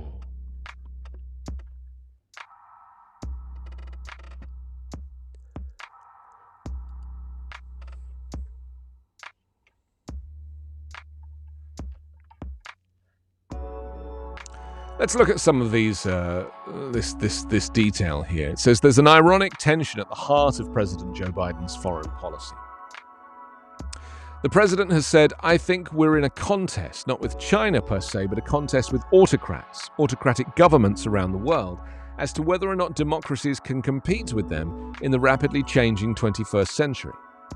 However, it says, according to a Pew survey earlier this year, Americans consider promoting democracy abroad as one of the least important priorities for U.S. foreign policy. Can Biden's desire for a struggle between democracy and autocracy be the foundation of an effective grand strategy, or is it a path towards hubris and conflict that's backed principally by Washington's foreign policy elite? Here's the thing that I'm sure this article doesn't consider and what maybe Joe Biden hasn't considered, and that is that the way the right-wing media and machine have spun Joe Biden's presidency is that it is autocratic. That Biden is the autocrat. That Biden himself is the dictator. And with vaccine mandates, they therefore double down on autocracy. And they say, well, look at this guy. He's mandating vaccines. Trump wouldn't have done that. So the rhetoric is that, yes, there is autocracy, there is dictatorship, and Joe Biden is it. That's what these people are saying. And yet Biden thinks that he is the antidote to autocracy.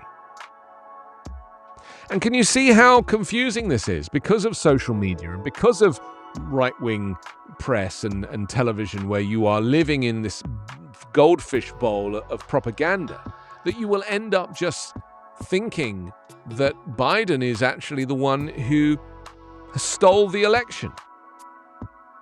They stole the election, so Biden is the autocrat. This is my point.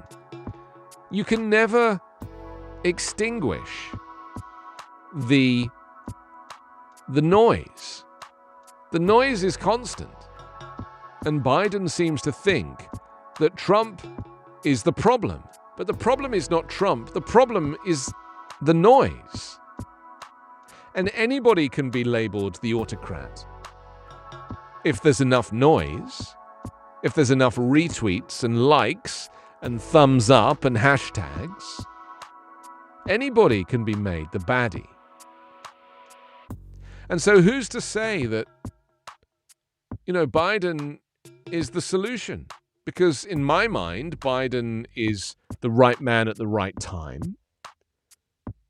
But I also recognize that Biden is not going to change anything, because Biden is not really willing to recognize how big the problem is.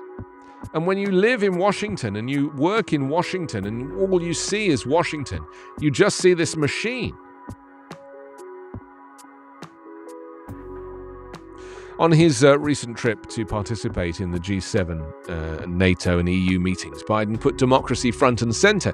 He argued that market democracies, not China or any other country, will write the 21st century rules around trade and technology. The president has so frequently cast U.S. foreign policy as a contest between democracies and autocracies that some are calling it the Biden Doctrine. Mobilizing allies and like-minded partners into a coalition to shape updated rules and norms on specific issues is, indeed, the requisite beginning of any viable U.S. strategy. But, in a multipolar world of diffused power, it's not sufficient as an organizing principle for world order, because dealing with any of the global challenges, from climate change and nuclear proliferation to future pandemics, will require establishing a basis for cooperation with China, along with other autocracies like Russia and the Gulf countries.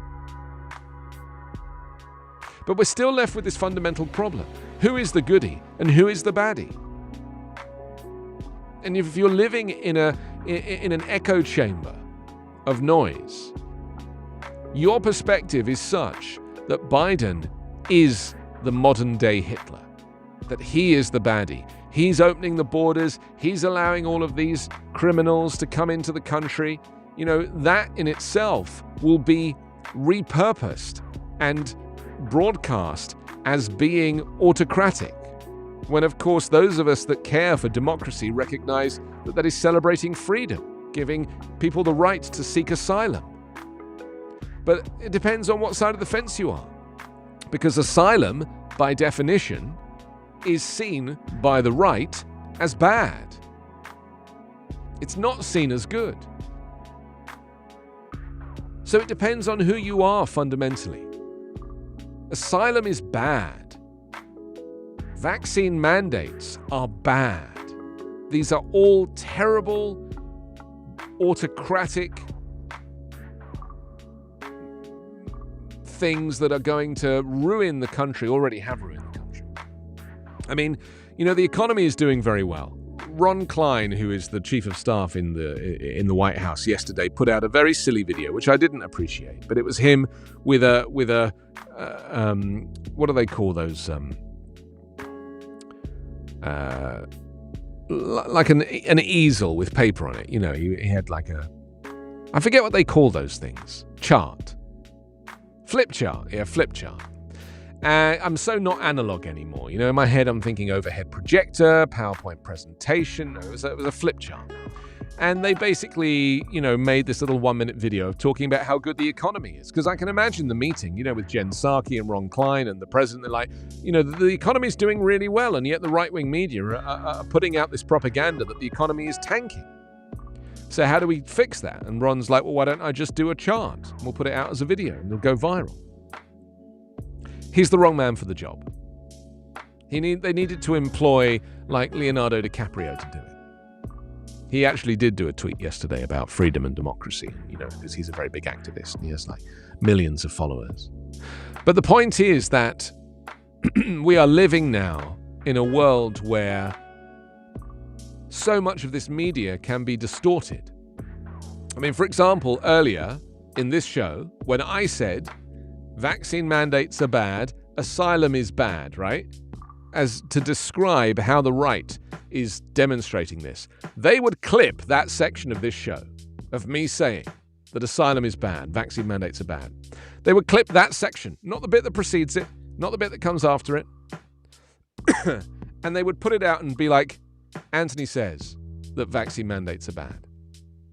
Do you see what I'm saying? Context is not really an essential component in these communications anymore. Context is irrelevant. And no one has the time. We used to sit through speeches that were hours long. Oh, it's enough already. But here's my point. This goes back to my racist landlord not wanting to communicate with me. I want to sit and talk like I do with you each morning. I want to sit and talk for hours about this subject. I feel that only by doing hours of this conversation are we going to get close to some kind of conclusion. Jessica, good morning. Riyadh, good morning. Anita, good morning. Thank you for joining us here on Backchannel. It's 14 minutes to 11 on the West Coast.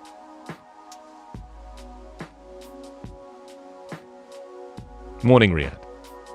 So, we are now living in this kind of dystopian environment where the goodies can be the baddies and the baddies can be the goodies. And if you are not a fan of Joe Biden, you will surround yourself with media that tells you that he is the Antichrist. He's a bad person, and yet he thinks he's the goodie, in the same way that Trump thought he was the goodie. So, where are we at now? When we're in this space where you can choose your media and live and exist in that echo chamber, and you will never be contradicted, you'll never be questioned, you'll never get to argue, you'll never get to hear an opposing view.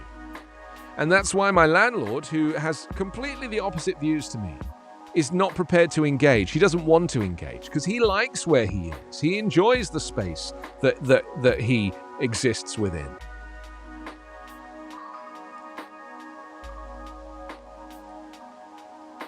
So Joe Biden yesterday basically went to lecture the rest of the world about democracy, and yet was not explicit about the fall of democracy in the West. The fact that the insurrection on the 6th of January was the closest thing we've had to a coup. It was a coup. And in fact, if you were to read the PowerPoint presentation that I tweeted earlier, that was found in emails from Mark Meadows, the former chief of staff, they actually wrote it down. They wrote down the coup plan in a PowerPoint presentation. It was dated January 5th, excuse me, and it was all due to go into effect on January 6th, the coup. And who was the weak link? Who brought it all crashing down for them? Little Mikey Pence. Little Mikey Pence. He had a job to do. It was all written in the PowerPoint presentation. Little Mikey Pence couldn't bring himself to void the election, which was all part of the plan. And it was written down. The chief of staff wrote it down. It was designed in a PowerPoint, not a very good PowerPoint, but it was multiple pages long. I've put it on my Twitter, @TheAnthonyDavis, and you can see it was my last tweet was a link to this actual PowerPoint presentation. You could even put it onto your own computer and present it with a projector in your own living room and pretend that the coup actually took place. So, this is what we're dealing with. We're dealing with people that aren't even prepared to hide their desire to bring down democracy. Jerry, good morning, in Michigan. Jessica's in California. Riyadh's in California.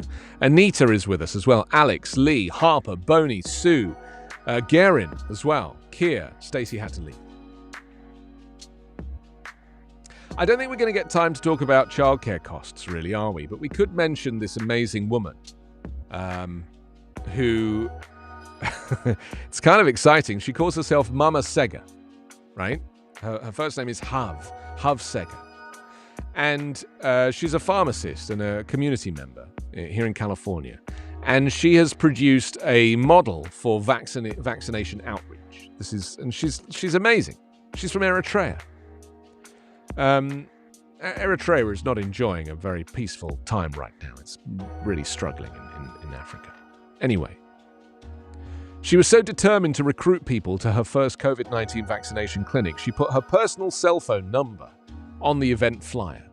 And when the day finally arrived, she seemed in constant motion, bouncing from station to station, attending to volunteers, answering calls from strangers about the clinic targeting the East African community, switching effortlessly between English and Amharic and Tigrinya, the language of the Tigrayan people.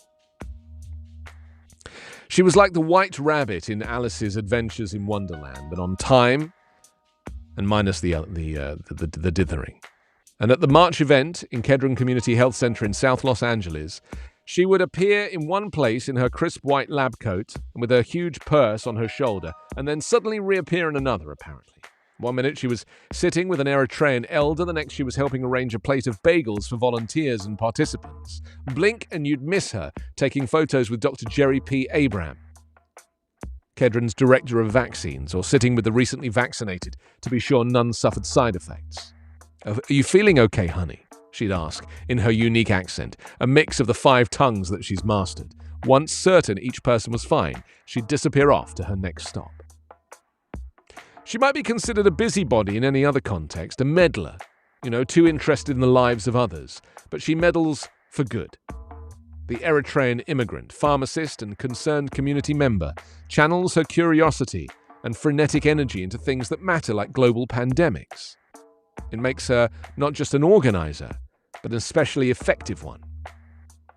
So 9 months and 3 successful clinics later, her partnership with Kedron has produced a model for vaccination outreach.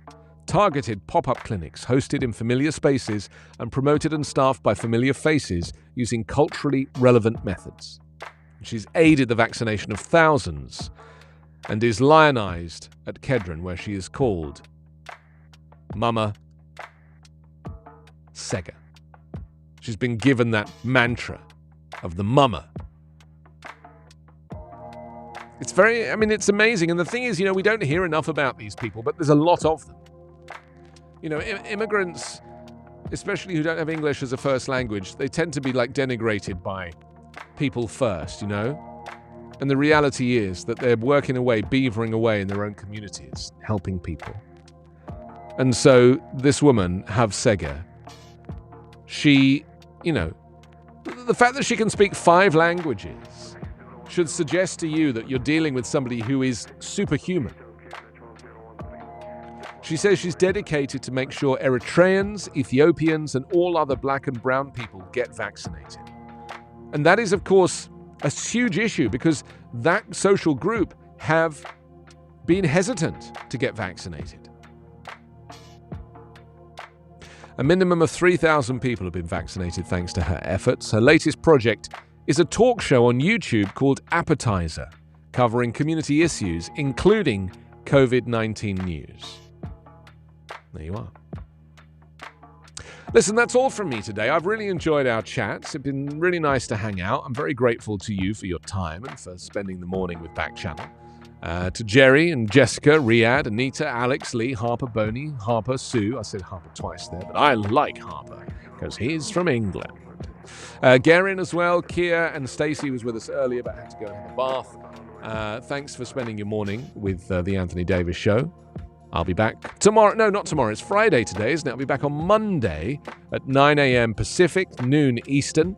Don't forget you can see a whole host of hosts throughout the day here on Backchannel. Just ask your device to open Backchannel or jump onto our YouTube channel, or you can use the web chat use the web chat at backchannel.tv.